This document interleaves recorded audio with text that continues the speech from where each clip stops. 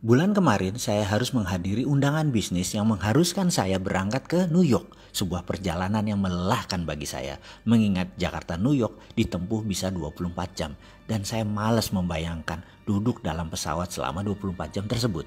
Gara-gara perjalanan tersebut saya jadi keinget pertemuan terakhir dengan senior saya di kampus dulu yang bekerja di New York University sebelum pindah ke Yale University di tahun 2003, yaitu Profesor John Barr, di mana saya waktu itu diundang sebagai salah satu responden salah satu riset yang dia lakukan. Sebagai seorang guru besar psikologi, di sana John dikenal dengan sebuah eksperimen yang bernama Barr-Holloway Teori. Karyanya demikian terkenal dan saya sangat bangga menjadi juniornya yang dipercaya untuk ikut di salah satu riset tersebut. Karyanya itu juga ditulis oleh Malcolm Gladwell dalam buku Blink sehingga menjadi terkenal ke seluruh dunia. Risetnya ini sederhana, yaitu menguji kekuatan kata-kata yang berefek pada tubuh manusia. Dalam riset Barr, dia bereksperimen terhadap 40 mahasiswa yang telah bersedia melakukan hal yang diperintahkannya untuk mengulang dan berkata-kata pada diri sendiri selama 30 hari. Atau kalau disederhanakan, disuruh melakukan self-talk, bicara dengan diri sendiri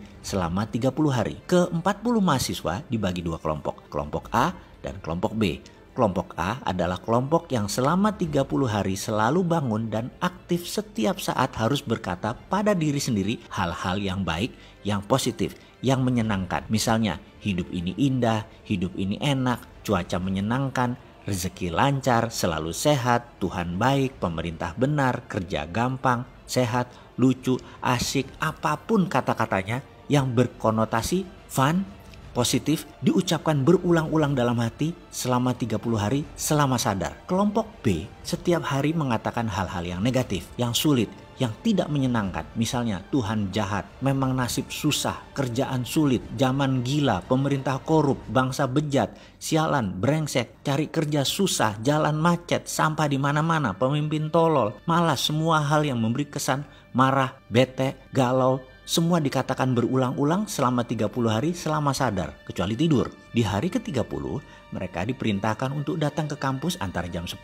sampai jam 13. Sepanjang hallway atau koridor disiapkan kamera yang banyak karena ada 100 responden dari beragam latar belakang hadir untuk menilai. Kita melihat via monitor, via kaca cermin yang semua tidak diketahui oleh peserta. Saya termasuk di antara 100 koresponden tersebut. Kami tidak tahu mana yang dari kelompok A, mana yang dari kelompok B. Kami hanya dikasih kertas, ada gambar foto peserta, beserta nama. Di sana ada dua kolom, A dan B. Kita hanya disuruh melihat gerakan mereka dan menulis apa perasaan kita pada saat itu. Kira-kira mereka dari kelompok A dicontreng A. Kalau dari kelompok B, ya B. Sangat sederhana kan? Selama 3 jam, kami berseratus menilai setiap mahasiswa yang jalan melalui koridor panjang tersebut. Setelah selesai, kertas direview, dikumpulkan, dan kami lunch. Selesai lunch, 100 jawaban kami disorotkan ke layar LCD proyektor. Apa yang terjadi? Kami berseratus tepat menebak 40 peserta tersebut mana yang A dan B dengan ketepatan 95%.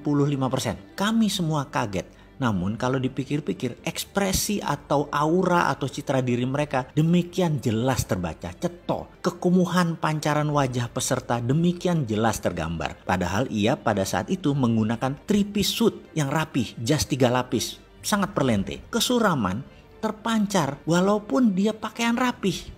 Dan dia dari kelompok B. Di sisi lain, pancaran gloomy atau berkilau wajahnya berbinar dari salah seorang peserta walau dia hanya mengenakan jeans dan kaos oblong. Demikian jelas terlihat sehingga mudah mengkonfirm bahwa dia dari kelompok A.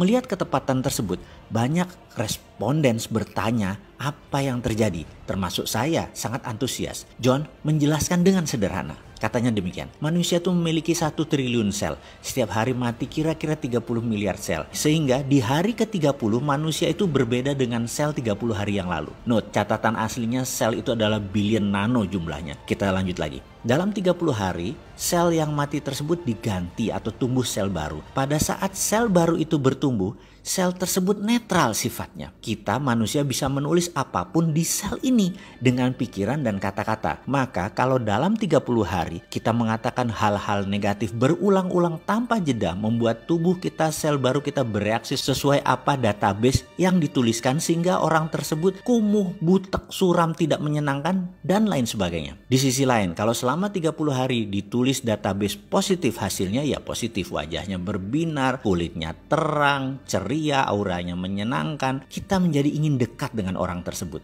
Demikian John menceritakan versi simpelnya. Lalu dalam hati saya berkata, inilah pelajaran yang saya dapat di Australia dulu, yang saya rangkum dalam video Sadar Kaya Advance. Dan inilah inti ajaran agama yang mengajarkan ini dalam agama saya, agama Islam. Berzikir, mengingat Tuhan, bahkan di bulan Ramadan. Kalau benar-benar 30 hari melakukan subconscious reprogramming seperti ini, semua orang bisa menjadi fitri, menjadi manusia baru setelahnya. Dan setiap agama punya pelajaran tentang hal ini. Bahkan di Islam lebih jelas lagi. Namun saya selaku pribadi nggak ngerti sainsnya sampai John Barth mengurai dari sisi ilmu pengetahuan seperti ini. Ya, dasar manusia seperti saya yang memang keminter, sok pinter. Apa-apa harus logika masuk dulu baru percaya. Padahal mbok percaya aja sama ajaran para nabi dan kekasih Allah. Selesai semua masalah negatif di dunia ini.